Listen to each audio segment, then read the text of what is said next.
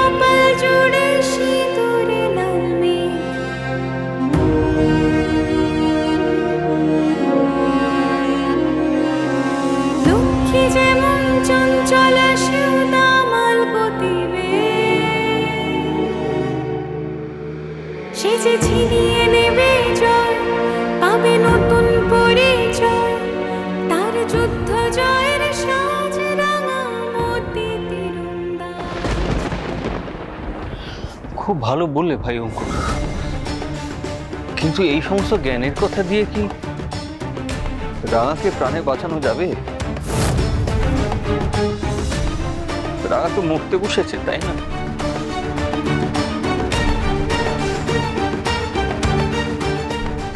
দেখেছেন তো সত্যজিৎ বাবু, দেখেছেন এই যে মেয়েটাকে এখানে ওখানে টেনে নিয়ে মিশন করানোর কত বড় মূল্য চোকাতে হলো।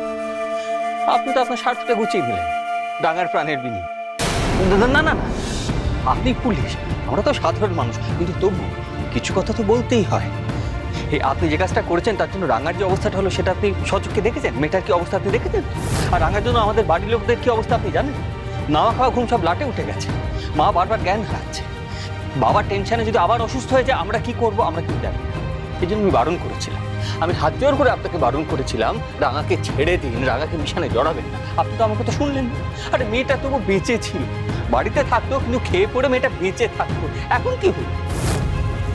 আপনি শিয়ালকে ভাঙা শাঁখও দেখিয়ে দিলেন।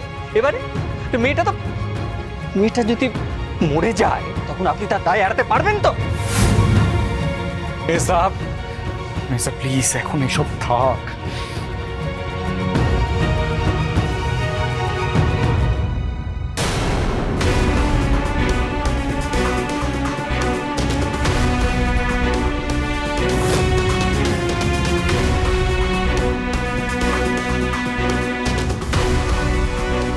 কি হলো একলব্য? হ্যাঁ, কি হলো? কোথায় যাচ্ছ একলব্য?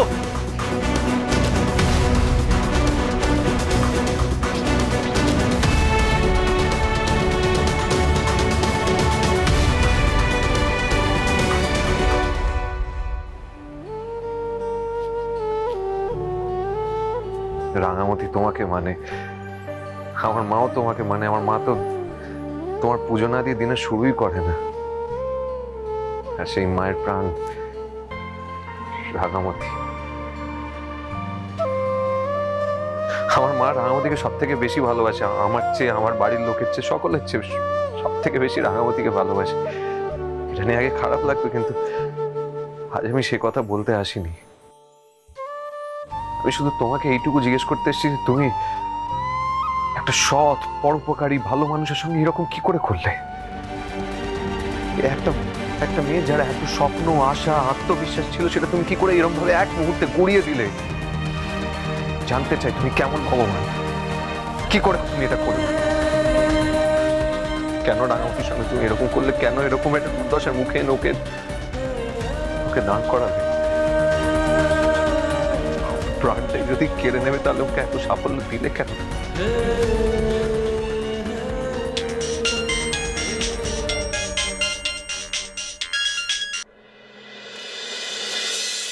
হ্যাঁ ইরি, বলো। I'm really sorry একলব্য, এই মুহূর্তে আমার ওখানে থাকা উচিত ছিল। একলব্য, আমি একবার আসবো? আমার কিন্তু তেমন কিছু হয়নি। একলব্য, এগুলো খবরে কি দেখাচ্ছে? রাঙার এতগুলো তীর লেগেছে, ও নাকি বেশি দিন বাঁচ। একলব্য, আমি তো কিছু বুঝতেই পারছি না। এই মুহূর্তে বন্ধু হিসেবে আমার তোমার পাশে থাকা উচিত। একলব্য, তোমার ওয়াইফের এরকম অবস্থার এই মুহূর্তে আমার ওখানে থাকা উচিত। আমি আসছি। বেটা, বেটা তুমি কি বলছো? তোমার হাতে পা এরকম ভাবে চোট লেগেছে আর তুমি বলছো এখন তুমি ওখানে যাবে? তুমি নিজে হাঁটতেই পারছো না। মা, না তুমি যাবে না।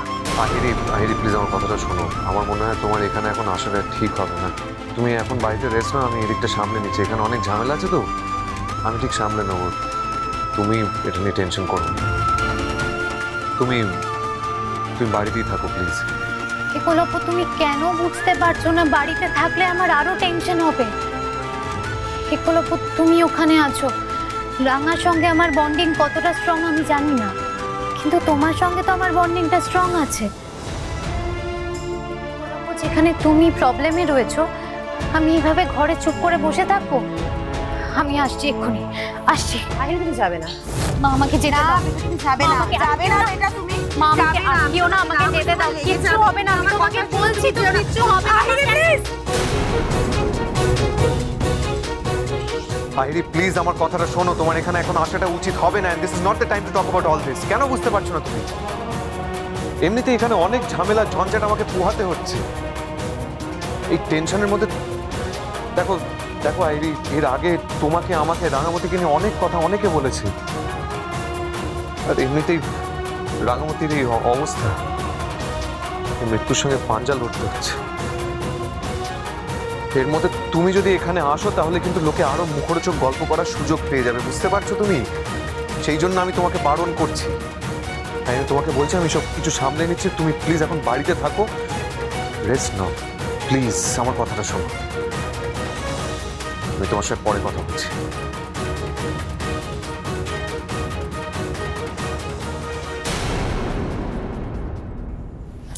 আমার মেয়েটাও তো তেমনই হয়েছে না? ওই ছেলেটা তোমার জীবনটা নষ্ট করে দিল, তোমাকে এত কষ্ট দিয়েছে, তারপরেও তুমি ওই ছেলেটার কথাই ভাবছো। কোথায় তুমি তোমার জীবনটা নতুন করে গুছিয়ে নেবে তা না। বেটা, বেটা তুমি তো বলেছিলে তুমি নতুন করে কারোর সঙ্গে বন্ধুত্ব করবে, আর তার সাথে তোমাকে আমরা দিয়ে দেবো। তাহলে তুমি কেন এইসব আবার করছো বলো তো? শোনো, আমার একটা কথা শোনো, তুমি ওদের সমস্যাটা ওদেরকে বুঝে নিতে দাও। ওদের সমস্যা তো ওদেরকেই বুঝে নিতে দিয়েছি মা। আমি তো নিজে গিয়ে বলে এসেছি ওদের বাড়িতে যে ওদের দুজনের মাঝখানে আমি আর যাব না। আমি তো কোনো দাবি রাখিনি, আমি নিজের লাইফটা নিজের মতো করে করে নেব, এটাই তো বলে এসেছি সবাইকে।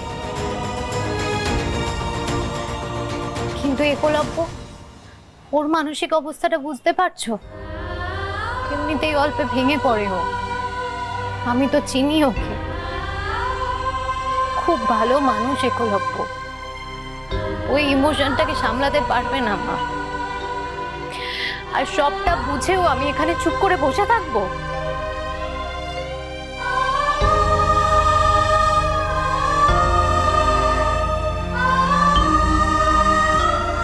তোর কেমন ভালোবাসা আমি ঠিক বুঝতে পারছি না। এত কিছুর পরেও তুমি ওই ছেলেটার জন্য কাঁদছো, চোখে জল ফেলছো, অদ্ভুত লাগছে। আচ্ছা, তুমি কি সত্যিই পারবে নতুন করে তোমার জীবনটাকে গুছিয়ে নিতে? পারবে তুমি অন্য কারোর সাথে রিলেশনশিপ মেনটেন করতে? সত্যি কি পারবে তুমি অন্য কারোর সাথে সুখী হতে?